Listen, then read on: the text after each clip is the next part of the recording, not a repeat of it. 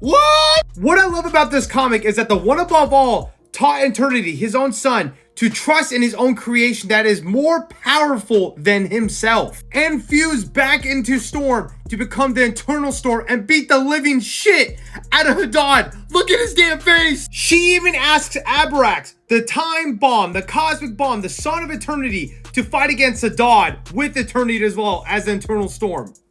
What? And guess who's back again? Gore and Bob the Sentry. This is Storm issue 12. The Thunder War concludes. I can't believe what I just read. I love this book so much. At first, I was not going to like it, but damn, this book was fire. We start off in this swamp where this frog is spitting out Dr. Voodoo and talking about how the Abattoir is not the actual real danger. It's what's inside of it, the slaughter, the butcher. We see Gore and Bob the Sentry right here staring at Dr. Voodoo. Gore, the God Butcher. Jericho Drum, the Gunner of Gods. You seek to aid your storm god in her little battle versus Hadad. Unfortunately for her, death calls for you, and we have to wait until what Dr. Voodoo goes to. The Thunder War ends. On Earth, we see what's all going on with the factory, like with the X-Men, the Haven House with the Uncanny X-Men, Storm Sanctuary, Atlanta, and the Possible City, and how Oblivion and Eternity went pound for pound, blow for blow in the fight to the death. Outside of the planet, Earth's orbit, we see that Storm is talking to Hadad right here. Host of Eternity, I am not a violent god. And this has happened 30 minutes ago when Hadad is whipping the hell out of her. These hands have performed miracles, but today you will die by them. And he punches the living crap out of Storm again.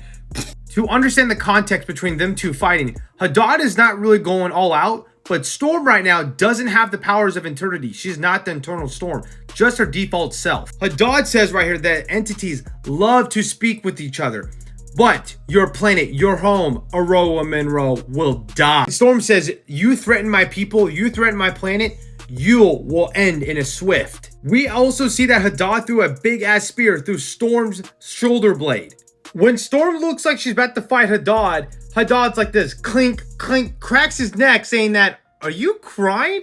I'm like, the aura is insane. Hadad asks Storm, you haven't looked through the eyes, have you? You haven't looked to the previous hosts of Eternity and what they have done, and they have lost. As it stands, you barely even understand the Eternal Storm. With the powers you struggle to understand, I dominated all the abstracts in Marvel, including the Living Tribunal, to fight against the one above all. And we see that he creates a legit Black Winter out of his hand. Like what? You were forged in the desert. Good. I will unmake you in this one. This is when we cut back to the House of Ideas, where Eternity is asking the one above all, his own father, to help him against Hadad and not let this universe perish. And something that the one above all tells Eternity, you're always the superior creator, Eternity. And Eternity's like, well, listen, I appreciate that, but please don't say that. Like, I am not that great. Hadad has reached Earth, Father. He will find my heart within the planet and kill it. And with that, the whole universe will be gone. Something that one above all says right here, he says, all great creators fear the power of their own creators. Metaphor, of course. If you say that I'm this great creator, Father, then how about this? You made me. You're the GOAT of all creators, basically, which he's not lying. The one above all talks to Eternity like, what do you want? And Eternity's like, I need you to stop Hadad. I cannot beat him, and eventually the universe will go. The one above all is like, well, what have you come to bargain with? Because you're the kind of the reason why we're in this mess. Because we find out that Oblivion actually had Hadad inside of his own body. And I believe this is when the one above all beat him. And we saw this in Storm issue 8. And we know this when Eternity had his own son, Abrax, the destruction or the primordial of what destruction is. He sent that toward his brother, Oblivion. When this happened, we see that Hadad came out. And I believe Oblivion sent that to fight against Eternity. Now they're pretty much killing each other. And I feel bad for the one above all because he's a parent of like 2 adult childs is what I'm getting at here. And Oblivion right now is dead. And he's like, I can't mourn of this at all. And it's kind of your fault to begin with. We cut back to Earth and Hadad is fighting Storm. Eventually, Beta Ray Bill shows up and he's like, Hadad, Thunderer, you will match a Beta Ray Bill. And Sugar, and he strikes at Hadad, and Hadad goes flying. This guy, Hadad, flies up in the sky and drop kicks Beta Ray Bill, plus the creature right here. He then drop kicks Beta Ray Bill in the mouth and he goes flying to a mountain range. Something interesting here, I believe this is Hadad narrating, saying that 3 billion years ago, Oblivion slew Eternal Madness, the Insane, the 13 hosts of Eternity in trial by combat. And Eternity determined to henceforth never lose to Oblivion, created by the Elder Gods. And all of the Storm Gods can trace their lineage far back to a single Elder God, Gaia, which makes a lot of sense because that's Thor's mother. All except one, Aurora Monroe. As she attacks Hadad right here, and we get about the story of Storm's Elder God. But we know the terrifying truth of who she is.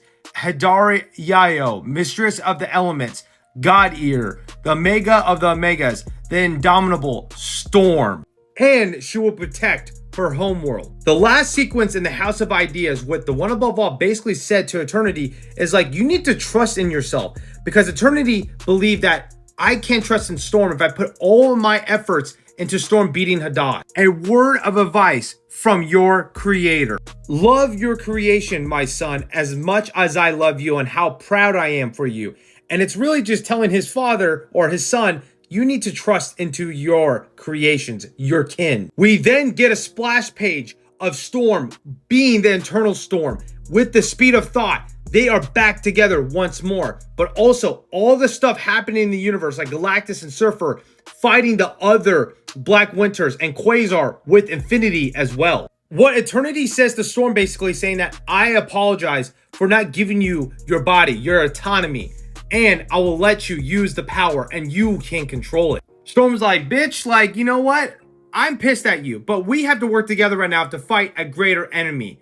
Let's go together. Storm then says to me, Abraxas, loan me your strength. And this is the one thing that can actually fight Hadad. Eternity is telling Storm that like Hadad is losing his grasp around the universe, and eventually all the other abstracts will come here. We have a treaty, like the Infinity, the Never Queen, and the Phoenix Force will conjoin our battle. And Storm's like, nah, we can't wait for this shit. We must not put our sisters in vain. I'm ending this battle now. And she kicks Hadad through the whole panel. She beats the living crap out of Hadad. At first, Storm was going to put Hadad into that pocket dimension that we saw a couple issues ago where all the other Storm Gods are at. But she realized Hadad cannot live. He can come back. And even Eternity says this to Storm, and Storm's like, okay, I must finish the job. With all of her power, with the Abrax, with Eternity, with her own power, shoves a big lightning bolt through his face, killing him. But in this process, Storm says, you must leave me alone, telling Eternity that. Now Storm is by herself. No avatar of Eternity, and she will never trust the other abstracts again. Or I should say, never trust in the damn universe. At the end of this book, we pick up at this place called the Royal Palace, the Realm of Death, which is Mistress Death, and she has Brother Voodoo or Dr. Voodoo chained up. And she's pissed that her brother Oblivion is gone right now and how he's been treated with the Living Tribunal and stuff. It's just missing with the One Above All. And you must become my avatar of death. I'm like, yo, that is cool. Dr. Voodoo will be leading the charge to fight against, I guess, the War Above All. And you see Noel right here with the Marvel Zombies universe. I don't know what's going to happen. I've heard that this is going to pick up in February, but I cannot wait. But Noel's back. I don't know if that's 616 Noel, but Noel's here. And he's coming back next week. I cannot wait. And Noel's getting a solo run. Love you, Marvel.